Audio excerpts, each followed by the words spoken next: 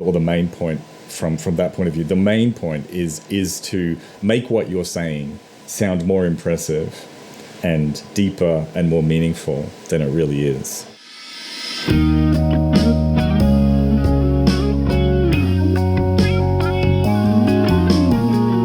Do you get aroused by stimulating intellectual conversation? Are you turned on by the idea of engaging with thought leaders from across the United States? Do you go gaga over exploring important ideas from influential books, research, and essays? Then welcome to Curiosity Porn, the place you can satisfy all those intellectual urges guilt-free. Your hosts are Dr. Guy Crane, Professor of Philosophy at Rose State College, and Professor James Davenport, Professor of Political Science at Rose State College. However, the views expressed here are solely the views of the hosts and their guests and do not reflect the views of Rose State College, its administration, faculty, or students. And now, here are James and Guy.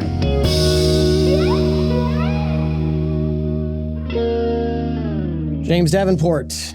Dr. Guy Crane. How are things with you? Okay, well, no, I know you've been telling me your horror stories from the past couple days. This has been the 2 weeks from hell. I won't bore our listeners with all of James' travails and excursions. I have heard things about knees and about cars and about insurance and surgery and ants. That's enough. That's all you need to know. Yeah. That's been my 2 weeks. Well, that just sounds riveting, sir. That sounds amazing. Now, that might be the title of an upcoming show. I feel compelled to share something I've not shared on the podcast before. What's that? You know this. Well, last Sunday was the churching of I'm going to actually say the word. I'm going to say the word, James. I'm waiting. Grandson. Yes. Congratulations, by the way. That has been an extremely hard battle learning to deal with that G word. Because I just do not feel old enough for that to be true of the world. But it was lovely. It was nice. And yeah, he's doing great. I can get you a cane and Okay, listen, sir. Get you dressed the part. We'll talk about this later. Okay. Hey, we got some great guests today. This struck me as funny. This is the most time travel-y our podcast has ever been. Exactly true. Because we have guests from half a world away. Yes. So let's talk about them. Today we are talking to Matthew Browne and Chris Kavanagh. Dr. Matthew Browne is a professor of psychology at Central Queensland University in Australia. His research concerns the psychological and health aspects of gambling, and he is the author of numerous academic articles on that topic. He also works as a consulting statistician for other researchers. Nice, yeah. Now, Dr. Chris Kavanagh is an anthropologist and associate professor at the Contemporary College of Psychology at Riccio. Did I get even close there? Riccio. That works okay. Riccio. Yeah. Riccio University, and head of the Ritual Cohesion and Charisma Lab at the Center for the Study of Social Cohesion in Oxford. Now, we're not here to talk necessarily about these things. Actually, we're interested because they are co-hosts of a podcast. So their podcast is called Decoding the Gurus, and we want to talk to them about that today. Chris and Matt, welcome to the show. Thank you. Good to be here. Yeah, nice to see you both. All right. Well, we always start with some rapid-fire get-to-know-you questions before we get to the meat of our interviews. Let's start with those. Yeah. So how did you get into academia? What was your route to professorship and scholarship and such? I'll go first. I was teaching English in Japan, and which was a nice, cushy job at the time. Paid quite well, given that I had no real qualifications. But it was incredibly boring.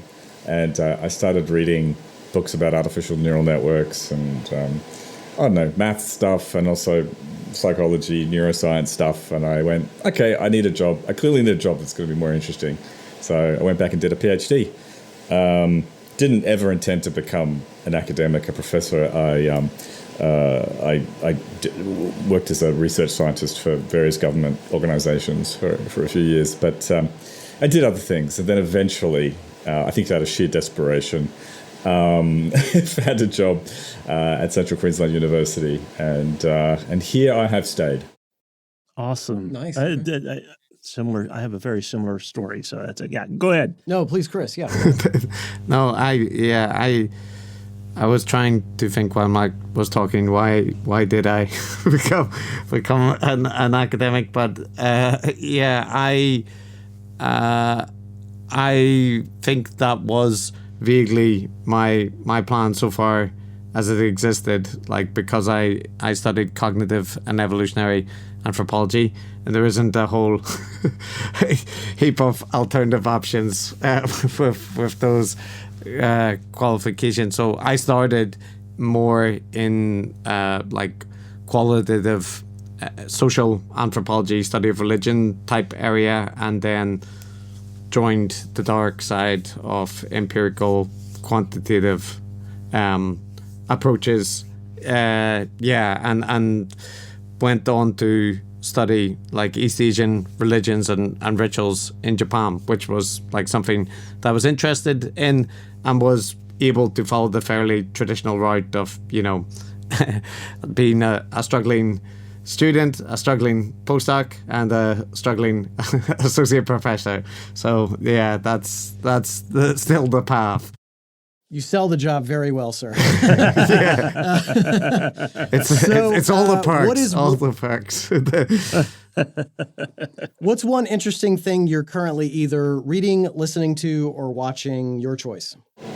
Well, I may as well spruik our little book club we're doing for our podcast, because we sort of vote on books and then read them with people who support the show, and it's a good excuse for us to read stuff that we wouldn't otherwise maybe read. So the last book we read was called Other Minds by Peter Godfrey Smith, which is about octopuses and octopi and how their cognitive abilities and so on. A bit of comparative cognitive psychology there, so that was kind of interesting. And I managed to get a book called Cod up as the next book on the book club. Chris was vehemently against that. He's already read most of it, and he's hated it. It's about the role of cod in human history, and just about cod generally. A bit of a weird choice. I haven't looked at it yet, but that's on my list. You better read it. Maybe I won't. Maybe I won't now. It is true that all I can currently think about are cod facts because of this book. I know more about the history of cod and the influence of cod in various civilizations than I ever cared to know. But I'm also attempting to read to clear my mind of that about there's a bit of a debate in cultural evolution, cognitive anthropology circles about the visual perception and whether it's the degree to which it's determined by cultural influence. So there was a paper by Dorser Amir and Chaz Firestone that was kind of arguing against the visual perception illusions being culturally specific, and I am reading the back and forths on that, and they're interesting. But I'm going slower than that than I am on the cod book, to be honest. Because the cod book is just so riveting. I understand. I'm trying to fire for it to get it all done. Who is the greatest psychologist or anthropologist of all time? You go first, Chris. Yeah, damn you. Yeah, I don't think I have a good answer for that, but I do have an anthropologist that I like a lot, who I think deserves more recognition, and his name was Melford Spiro. He was somebody that did stuff on Burmese Buddhism and a bunch of other things, but he was in the kind of last cohort in the anthropology wars that tried to advocate for anthropology remaining a science. And even though he himself wasn't this very robust empiricist, he kind of valued that approach. So I like him as a figure. His books are very good, and the topics he wrote on, and the thing that he was arguing for, even though he ultimately lost and in anthropology. But yeah, Melford Spiro, and he died relatively recently. So yeah, I'll give him a shout out. Probably not the best ever, but a good one. It feels like a lot of the great psychologists have been totally discredited at this point. So that's science for you, right? Yeah, that's right. That's how you know we're making progress. But I think I have a soft spot for Kahneman and Tversky. I think their work generally tends to hold up. I think their stuff on judgment, decision making, and the various cognitive biases and heuristics that affect our choices is really important. And with my work on the for instance cognitive fallacies that apply to gambling and stuff, it's all pretty useful stuff.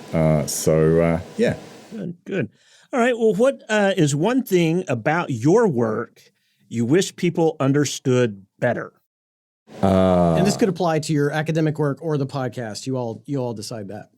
We had a lot of grievances with the podcast. We're frequently misunderstood, aren't we, Chris? Look, I think. Okay, I'm going to pick one for the podcast. I think so we cover a bunch of people across the spectrum, people tend to have strong feelings about certain things. Religion is a big one, but politics is the other big one. And I think what you'll tend to find is that if someone is of a left-wing bent, they will see absolutely nothing wrong at all with someone who is professing left-wing views. They can't possibly be, making any mistakes, can't possibly be indulging in a little bit of rhetoric, and vice versa. What I would like for people to do is to be able to decouple their preferences in terms of their general sympathies and so on for the conclusions that are reached with an actual critical analysis of the argumentation that feeds into those beliefs. I mean, we all like to think of ourselves as our reasoning, then feeds in to generate our beliefs, right? But of course, it's the opposite, right? It's the cart before the horse, right? People start with their fixed beliefs and then work backwards from there. So that would be good, but I'm not holding my breath. Yeah, I would yes and Matt's point that we often cover people and then we do this extra episode where we rate them on 11 characteristics that we have noticed are very recurrent in the secular guru kind of characters. But often the people that we don't really like, they actually don't score that highly on that because, you can dislike or like people and them not fit to this template of secular gurus. So but a lot of people don't seem to make that same detachment. They view it, that if they don't like someone, they must be a bad guru, and if they like them, they can't possibly be. Whereas to us, it's a separate thing. And in terms of academic stuff, I have lots of grievances like all academics, but I think in general, because I study religious and ritual cognition, there tends to be people within that area, especially in the kind of commentary around it, who take very strong stances on things like whether beliefs matter, and they take the position that either beliefs are not important at all, right? They're kind of superficial froth on the actual thing about group dynamics and bonding and that thing, or they take the view that it's all about beliefs, doctrine, ideology, that's all that matters. And obviously, as is always the case, it's a mixture of the two, or there's lots of other factors. So that's annoying when people take a monocausal approach to things like religion, or treat monotheistic Abrahamic religion as the default around everything else must rotate, right? So like all religions in the world are essentially measured to how far they compare to Christianity and Islam and Judaism. So that's frustrating. Yeah. It just prompts all sorts of questions. We gotta go. I know. I've already skipped like follow-ups that I wanted to make too. All right. So what's a belief you hold that puts you at odds with either your peers, colleagues, or family? Yeah, that's a tricky one. I guess, are you looking for something specific? A specific belief? My mum is much more progressive and left-wing than me. She's kind of at the bleeding edge there. My dad is a businessman. He's not very conservative, but he's kind of a bit stodgy. So I kind of feel at odds with both of them, which is kind of helpful. I think it's made me a committed moderate. But I don't know. I think in terms of peers, I think a lot of academics don't really reflect very much. I think we have tickets on ourselves. We think we're almost more prone to that kind of complacent feeling that we're so smart and we don't ever believe anything silly or just because it's trendy or just because everyone else around us is believing it and that it's cool. And I think, polite middle-class academics are just as prone to it as everyone else. There's a book a paper that I always cite. Oh, God. Which I know what it is. He knows what it is.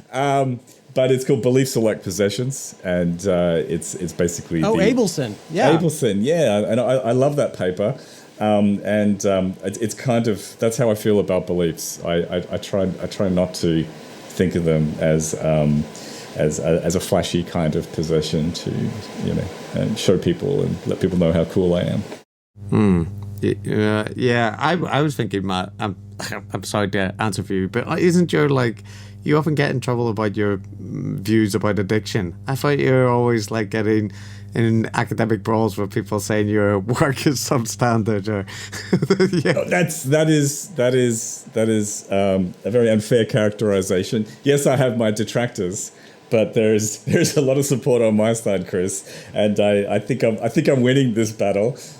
So yeah, that's a controversy. That's wasn't there something about pokey machines? Like pokey machines are it's just if they're there or not. I can't remember. I apologize for yeah. Oh, okay. Well, I don't know. Well, many people in the gambling research, it tends to be a little bit politicized, like everything else. It's a very hot political topic. There's a lot of money at stake, right? Pardon the pun. But for in terms of government revenue and stuff like that. So there's a lot of political pressure going on. Some academics are full on about banning it. They have an activist mindset. I'm also I guess anti-gambling. I'm certainly considered as such by the gambling industry, but I actually see the responsibility lying with government, and to we sort of expect corporations to be amoral, and we should I think it's foolish to kind of sort of point the finger at them and expect them to be acting better. The onus is on governments to regulate them and create proper guardrails for that and other potentially addictive products. But ultimately we vote for the governments that we deserve, don't we? And in Australia anyway, the electorate puts this issue pretty low because most of us don't have a problem with gambling and we don't want to see our taxes go up. The gambling revenue subsidizes a lot of other things. So I blame all of us. not the companies, not even the government, but actually it's all of us.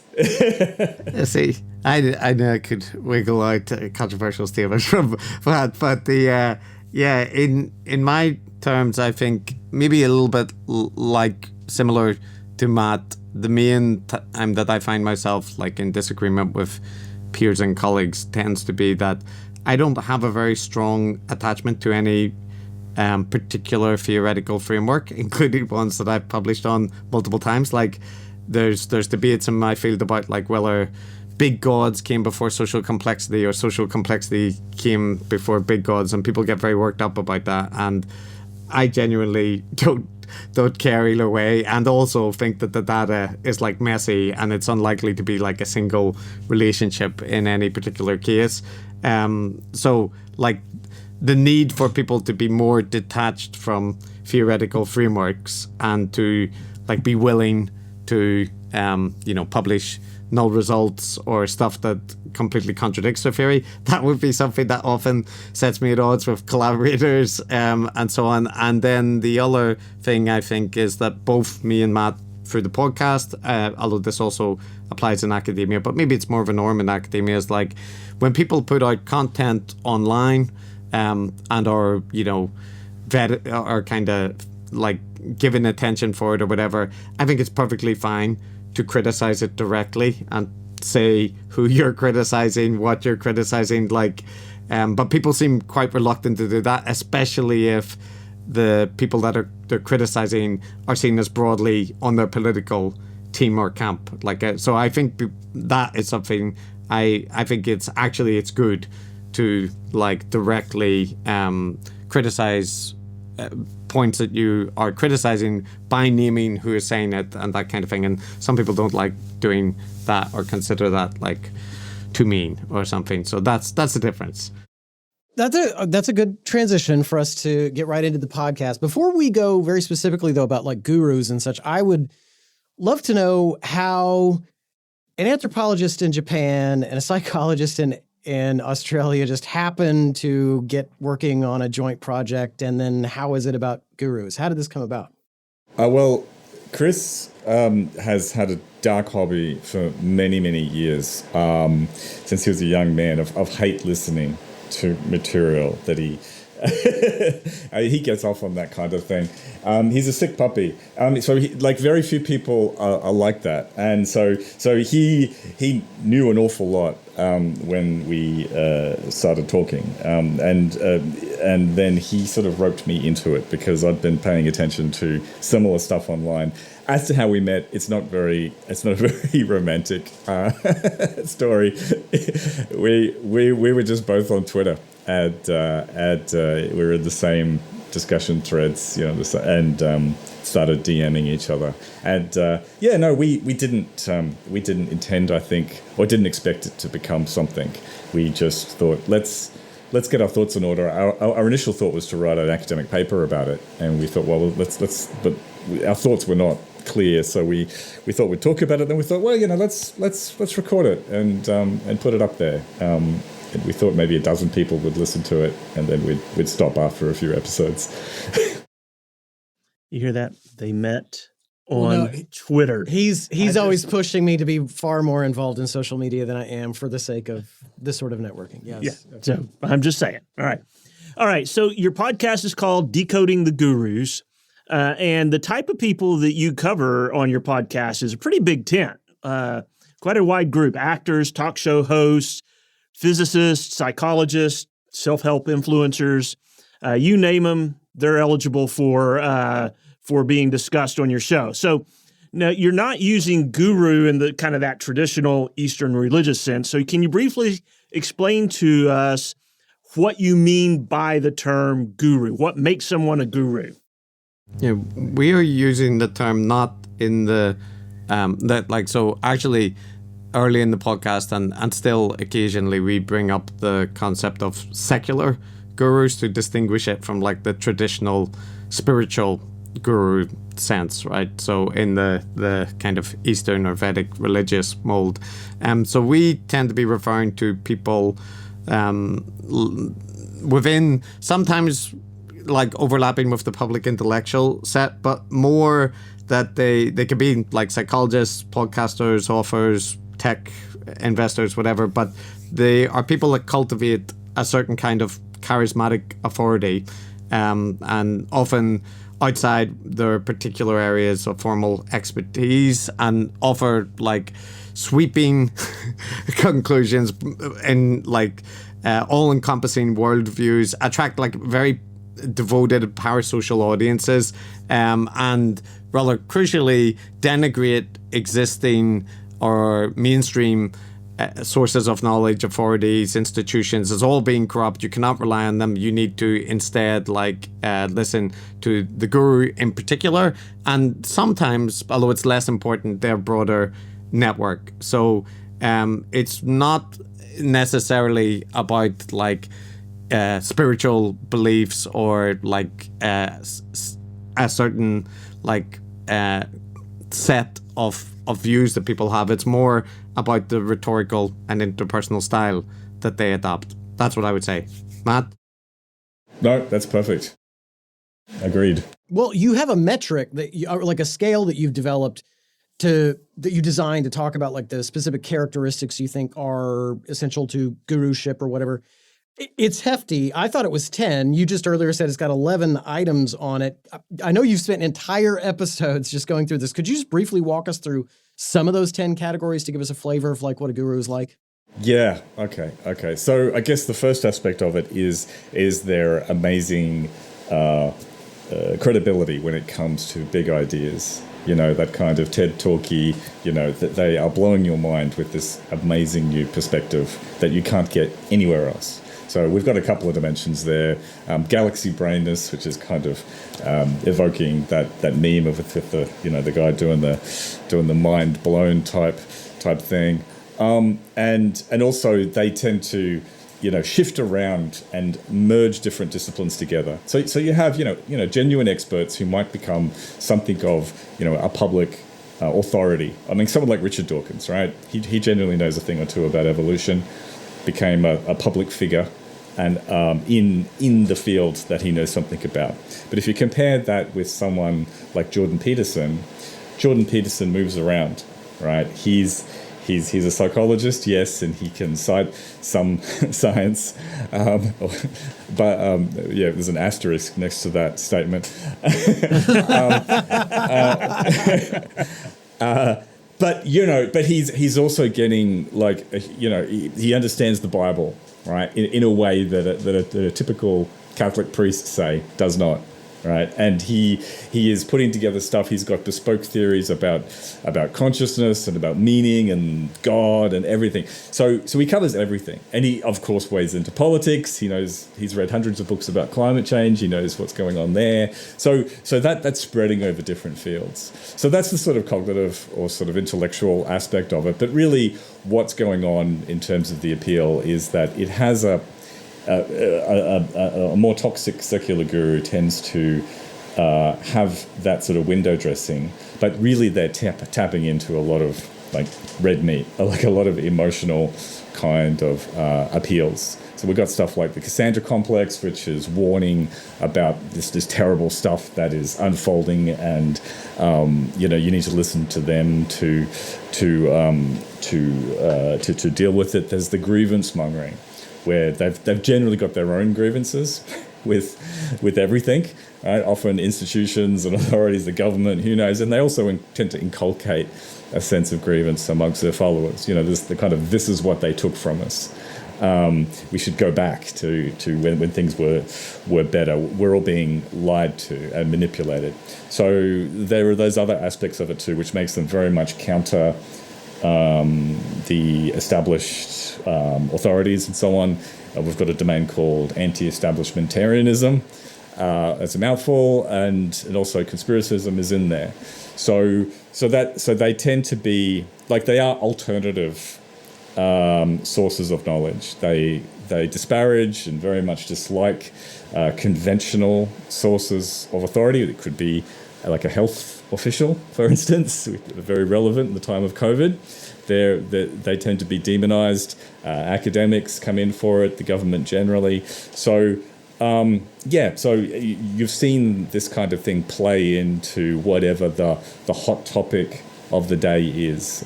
We've seen it with COVID. We've seen it with political things like Ukraine as well. So they are going. It is in a way straight up populism. They are building a base using social media, using podcasts, using YouTube, all of that stuff to reach a large number of people directly, rather than being sort of part of some mainstream media, orthodox academia, credentialed kind of source of authority.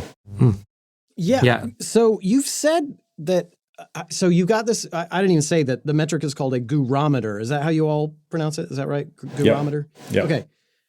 And you've said this isn't about necessarily. You were talking earlier, even in the rapid fire questions. This isn't necessarily about endorsing or condemning the content of what persons are saying. I think you've even mentioned on the podcast that there's some folks who say some things that you like that you all still suspect are just pretty guru-ish, and vice versa. I mean, it sounds like the concept is not about the actual content, especially if you got this big tent, some of whom are like actors or psychologists or whoever. So it seems, am I right about this? It seems more about like reasoning styles, rhetorical styles, personality traits. Is that a fair assessment, would you say?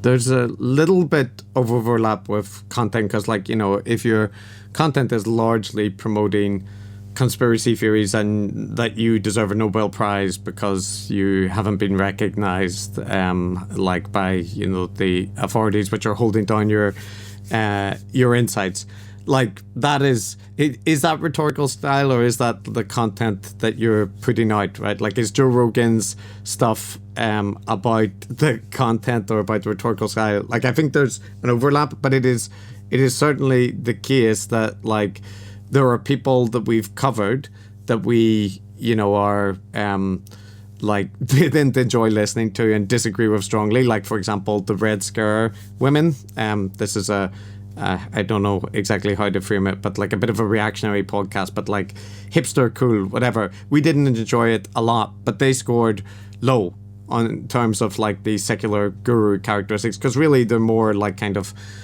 partisan pundits, right? So like that's there is a correlation though that, like, in general, people that score very highly, we tend not to be fond of them, right? Because these are people that are grievance mongering, encouraging cultish dynamics, moral grandstanding and whatnot. So, you know, if you're scoring high, chances are that there is a correlation that we're not going to be overly fond of it. But it is that point that, like, you can be a completely partisan pundit and not be a secular guru.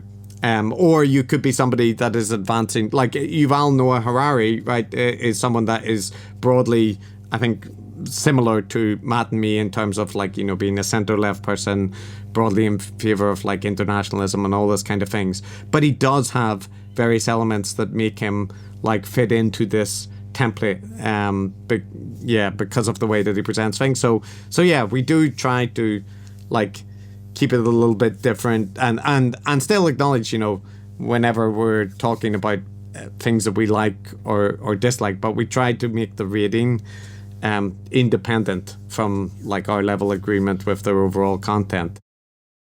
One of the categories you have on the gurometer that we didn't cover is called pseudo-profound bullshit. That is a term of art, jargon, I should say, developed by a psychologist. It was from a 2015 paper by Gordon Pennycook and some other co-authors, right? And that paper was based on some previous work done by philosophers, which, of course, I was eager to steer this conversation to philosophy as quickly as I possibly could. It's a trap, Matt. It's a trap. Get on board. There are these two philosophers that are kind of the background for this discussion of this concept. One was Harry Frankfurt, who wrote this piece in the mid-'80s, where he had in mind the idea that there are cases where people, like, talk and they don't really care if what they're saying is true or false. That's just really incidental. So they're not, like, lying. And so I think, like, a classic idea would be of, like, a con man who just, like, wants to get your money somehow, and they don't really care. If they can do it by telling you something true, that's fine. But ultimately, they're bullshitters because they just don't care. But that's a case where, like, you're talking about what a person is, the activity that a person is engaging in, right?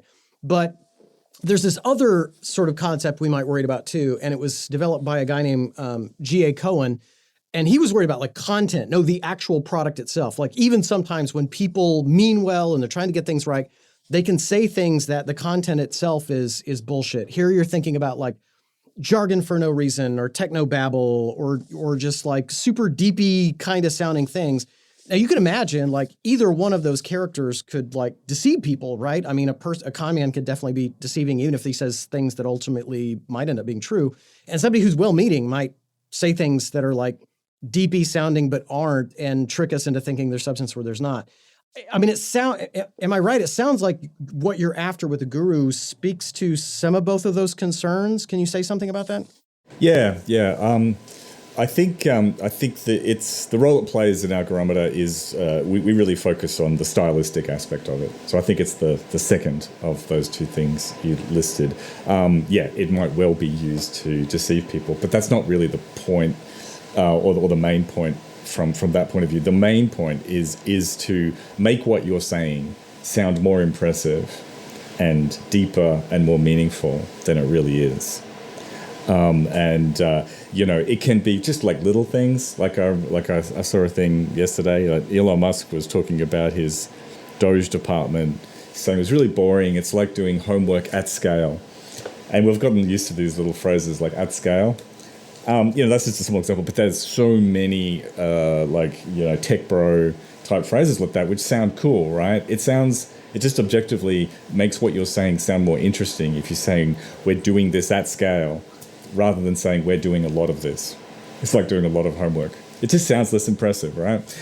So that's, you see it there. You see it in corporate mission statements, which basically are saying nothing, but give the impression that they're saying something important and meaningful and concrete. And you see it in the spiritual type jargon, like the classic case that's in the literature there is Deepak Chopra. I think Pennycook, he was involved in one of his papers there. Who says things like, to think is to practice brain chemistry. It's like, oh, it's a deepity, right?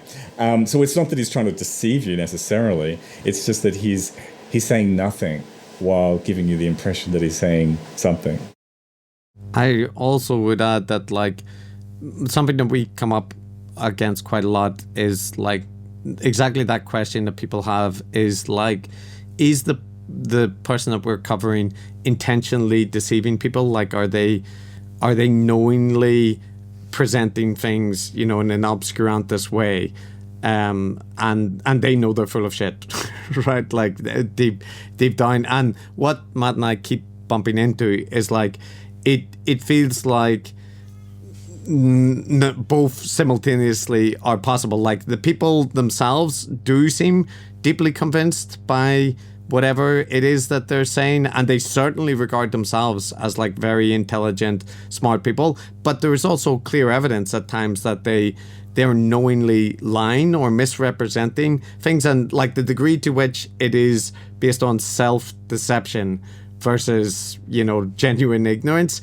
it's kind of hard to tell, but the effect is the same, and it certainly seems that individuals are capable of doing both, right? Such that, like, I know there's going to be pure cases where somebody is clear charlatan bullshitter. You read their messages behind the scenes and they know that they're like talking nonsense. But, there was this case recently where a bunch of people were getting paid via tenant media, like from the Russian government, basically, to promote like narratives that were in favor of Russia. And all of them argued that, like, they were just promoting what they wanted to say, right? Like, and also that they didn't look into things, and like it's actually difficult in some circumstances to tell like the extent to which they actually just are that careless and and for free are promoting Russian talking points, and Russia decided to find a way to reimburse them, versus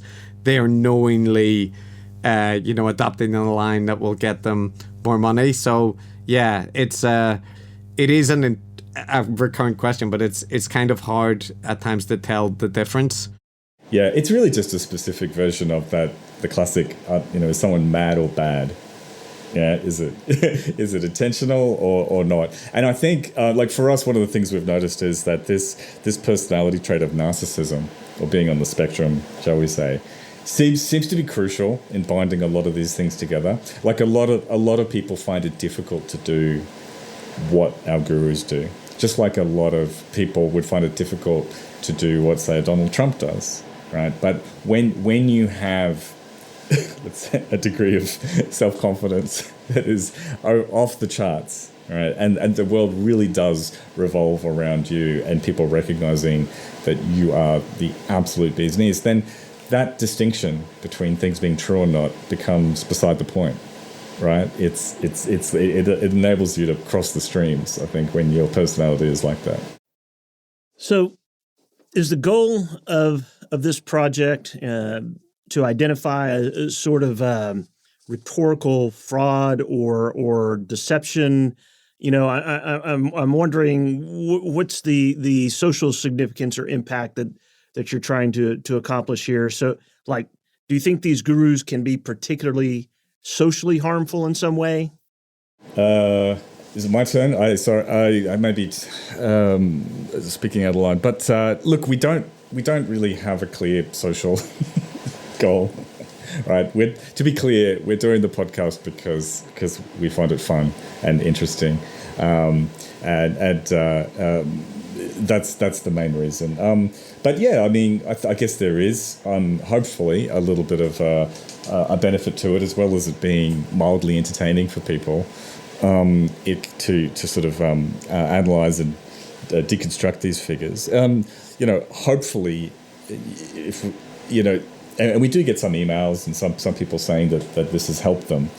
That to encourage people to just consume content a little bit more critically, like that would be great. If you want to watch. If you want to read Jordan Peterson's, was it 12 Rules of Life? If you want to watch his 20-part video series on the meaning of God, then by all means enjoy yourself, have fun, and if it might speak to you, right? Maybe you're someone that needs to hear. You need to clean your room, right? Step one, clean your room. But just consume it critically, so that you are able to navigate the modern infosphere a little bit more cautiously, and you are not taken in by the rhetoric that is out there, because it has real world consequences, I think. Yeah.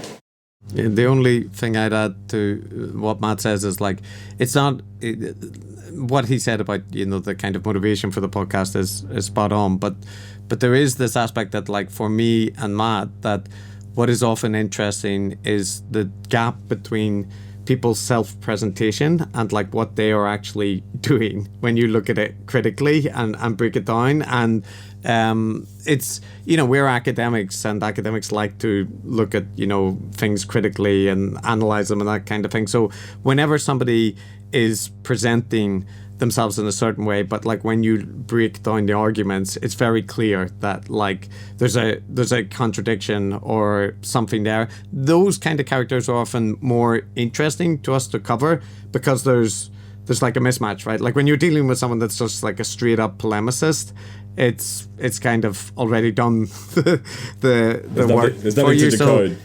Yeah. So, but I don't think that necessarily means that, like, it's not fraud in the sense of, the kind of like financial version of it. It's more about like a misrepresentation of what you're doing. And it's especially the case when people are representing themselves as doing critical thinking and good science and, teaching people how to look critically at topics, and yet they themselves are doing no such thing, right? They're providing just kind of bog standard polemical content and conspiratorial content. So that aspect of it is like, I think something, but not the primary mission of the podcast. Maybe that's just the like decoding aspect.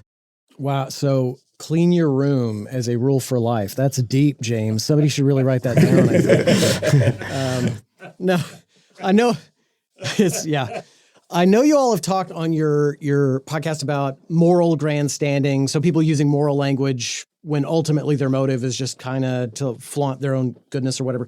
And in fact, you also had an episode with the philosopher Neil Levy to talk about like intellectual grandstanding, when people do the same sort of thing, but instead of moral language, it's just an intellectual flex. Look at a weird reference that I know how to make or whatever. It made me wonder, there's work by this philosopher named Olufemi Taiwo.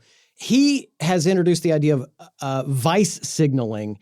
And the idea here is that, like, if I really wanted to like prove that I'm a legitimate member in good standing of my tribe or group or whatever, one thing I could also do is to like go out of my way to either mock or even just like flagrantly violate the sacredly held standards of my out group, the people that we're not like. Is that the kind of thing that gurus do? What do you think about that? I think it's rare, but it does happen. Mostly our gurus, if they're doing moral grandstanding, they just straight up presenting themselves as having the loftiest and the highest of motivations, there are a few exceptions, and I think Andrew Tate, for instance, is an interesting one, who really does signal vice very consistently, and that is actually a feature, not a bug, right? And recently, with the current American administration, the tweets and stuff from the White House, for instance, showing, like a cartoon of a crying woman getting dragged off in handcuffs or something, or showing shackled people with hoods over their heads and stuff, and sort of crowing over that. I mean, that goes above and beyond, immigration policy, right? That is delighting and in suffering, and you do see a lot of the more heavily committed. Not everyone, fortunately, but the more heavily committed people in that particular faction really falling over themselves to sort of be as nasty as possible. I guess I would describe it, like really relishing the suffering, and that is breaking a bunch of taboos that are actually in-group norms, right? Good Christian family values sort of norms, and I think it can be useful, and it to signal your extreme allegiance to the group. So the whole point of signaling, and the problem with signaling is that normal signaling in the animal world and what's often done with people too is costly signaling. It has to incur a cost, right? And the problem is when you're using words and opinions or beliefs to signal your worth or rather your in-group status. The problem is that talk is cheap, right? So it doesn't cost anything. So I think basically going to the extreme, just going further out in general is a way to actually make the words, make the signaling mean something. That's probably my theoretical way of sort of putting those two together. I think the only, there is like Matt said, there's some specific cases. Like I think when you see content recently and people use the word retard, for example, right? Like that is now used to signal that you're, and it doesn't even have to be that you're actually like part of the kind of, right-wing reactionary. It's just more that you're not in favor of wokeism or whatever, right? Like that is the kind of so those signals I think do exist, but like Matt said, the thing that we experience more commonly than vice signaling, which does occasionally occur, is the both intellectual and moral grandstanding and presenting themselves as having like the most profound, best motivations, and like that their characters are unimpeachable, that they can save the world. It's kind of like, Elon Musk even does this even when it's transparently obvious that his character does not match his self-declaration. So but he enjoys both, right? Like vice signaling he does engage in, but also he will frequently talk about how his motivations are for extending consciousness to the universe, and he only cares about free speech and justice and all this kind of stuff. So yeah, people contain multitudes. All right. Well, I think it'd be helpful, to have some examples. I mean, I'm not saying it's time to name names, but maybe it's time to name some names. We've already had some names on the table, but we could have some more, I think. So who's someone you have covered that scored really high as a guru, and why? And then maybe you could contrast that person with someone who scored low or someone in the middle, just to give us kind of an example to go by. I think that at the tippy top is people like Eric and Brett Weinstein and Jordan Peterson. They are at the top of the scale. And remind me really quick, Weinstein is, one of them is like a biologist. Are they both? What is their field? Yeah, so Eric Weinstein was I think he got a PhD in maths, but he went on to be a managing director for Teal Capital. But I don't think that was primarily what he was doing.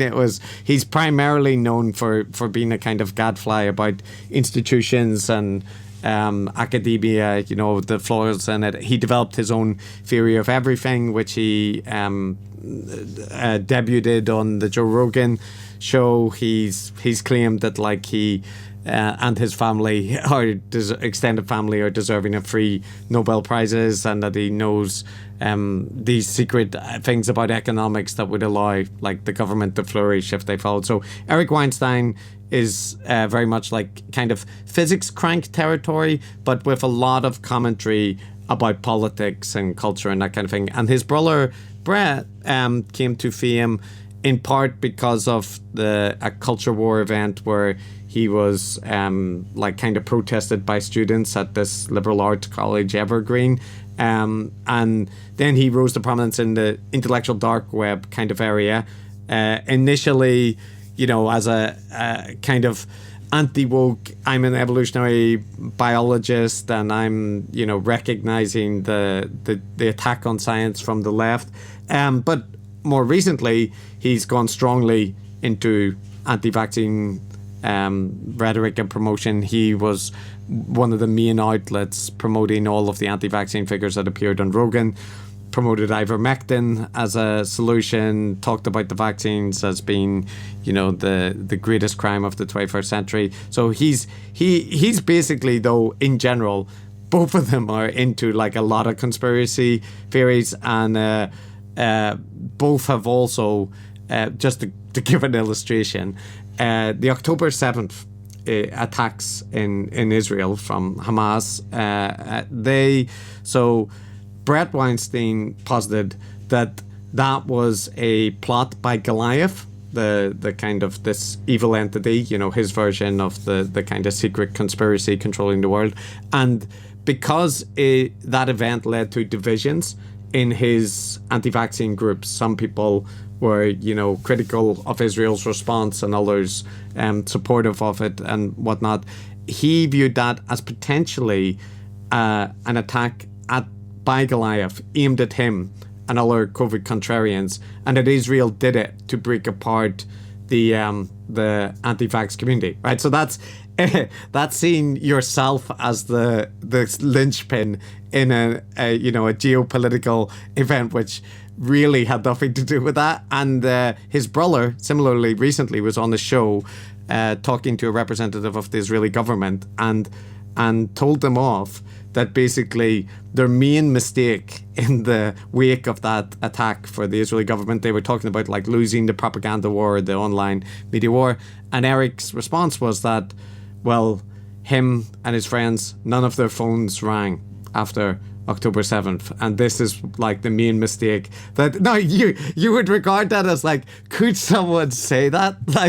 Make that event about them centrally. But they did, both did. And that's they're kind of the tippy top there. And they're brothers, both also claiming that they have discoveries, revolutionary theories, and in Brett's case in evolutionary biology, that are Nobel Prize worthy. And in one case, they claim was stolen by a Nobel Prize winner who repackaged their ideas. So they're at the tippy top. And Jordan Peterson, I think everybody knows. At the opposite end of the spectrum, you would have people. Actually, we've covered Daniel Dennett, the philosopher, Mick West, who is a kind of UFO debunker of sorts. But if you want people that we don't like... Sean Carroll. Oh, yes, he scored extremely low as well. And people that we would not be particularly fond of that scored quite low, as mentioned, would include the Red Scare hosts Jerome Larnier, a kind of like tech maven of sorts, or anti-tech maven. So there's in those cases, or Carl Sagan, who we do like, but the general thing tends to be that people that are low on the score are not making these grand pronouncements across multiple things. They wouldn't, like, it would be very surprising to hear that Carl Sagan had claimed that, a terrorist attack was actually about breaking his coalition apart. And and in mid-level tier, you also have people like Oprah Winfrey and what's her name at the Gwyneth Paltrow, right? They scored round about the mid-level because they are more your alternative health and wellness influencers. So they have some aspects that fit the template, but others which don't. Those are the ones that jump to mind. Or Bill Maher. We're not a big fan of him, but he scored round about the midpoint because he's more, like what he appears to be, a like left pundit and talk show host. So yeah, and he is an anti-vaxxer, but that doesn't automatically make him a guru. The other name that scores right at the tippy top is Russell Brand, who we most definitely don't like. Chris cordially hated him more than 2 decades ago. That's right. When he was on Big Brother's Little Brother, when he was just a TV presenter. Yeah. And he was kind of a darling of the left, right? For a while, yes. With his crazy wisdom. He was terrible then. He's terrible now. I think he scored 98 out of 100 on our barometer, just behind Jordan Peterson for me. Wow. All right. That's impressive. That's an A+ you do not want.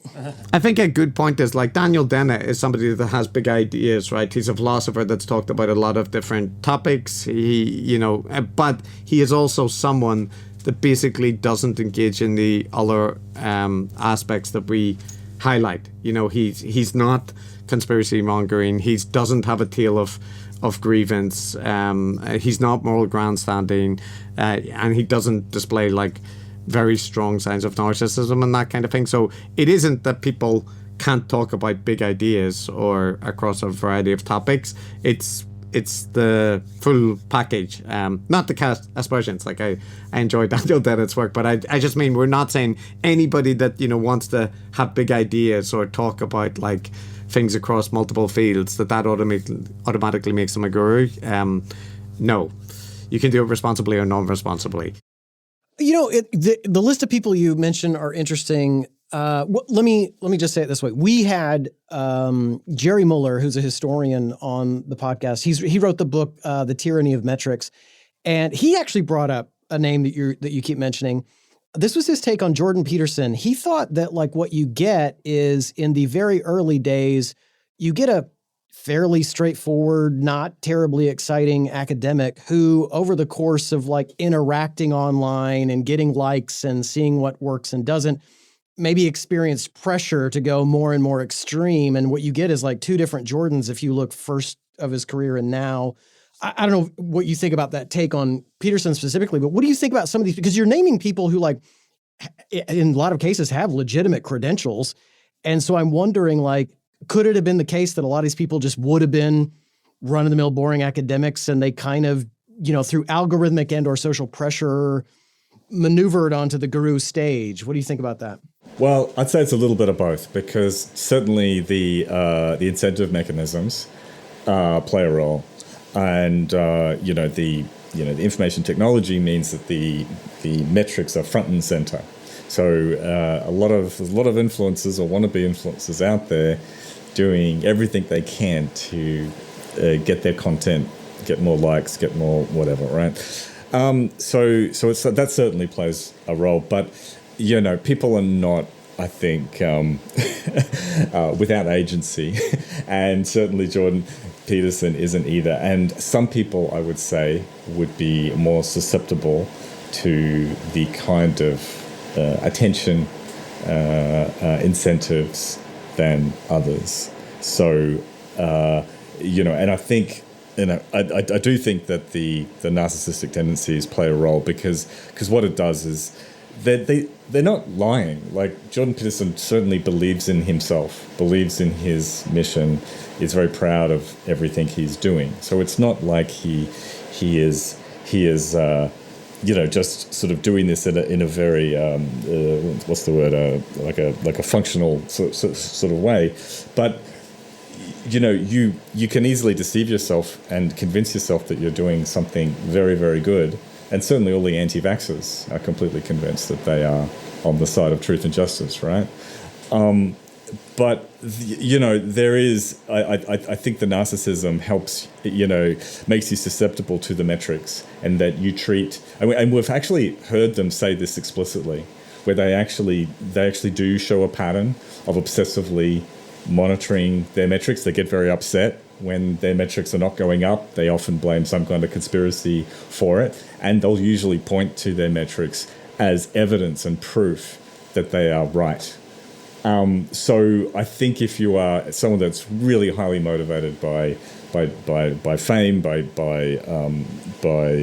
adoring crowds, then you will be more susceptible to the lure of metrics.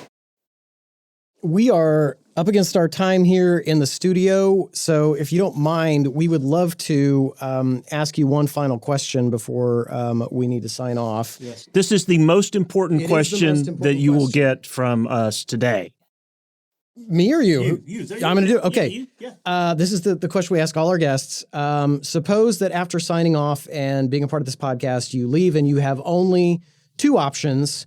One is you can go watch an episode of Seinfeld, and the other is you can go watch an episode of 30 Rock. Which of the two comedies would you choose? I choose Seinfeld because I want to give that another go. It's been years since I've really watched it, so I think I'm a Seinfeld guy. Yeah, this is my brain rot and lack of culture is I've never seen an episode of 30 Rock, but I have seen a lot of Seinfeld, and so maybe I should try 30 Rock, but I'll stick with what I know because I like the George Costanza, so I go Seinfeld.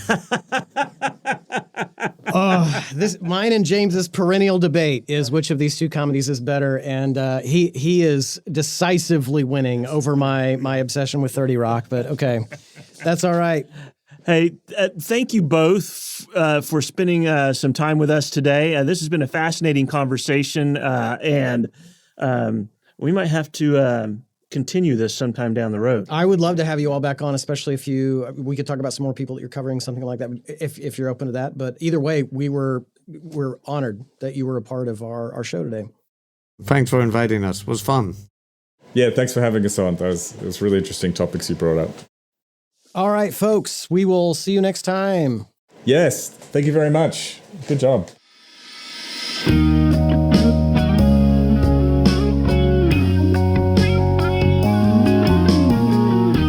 Thanks for listening to Curiosity Porn with the two best intellectual pole dancers in the United States, Dr. Guy Crane and Professor James Davenport.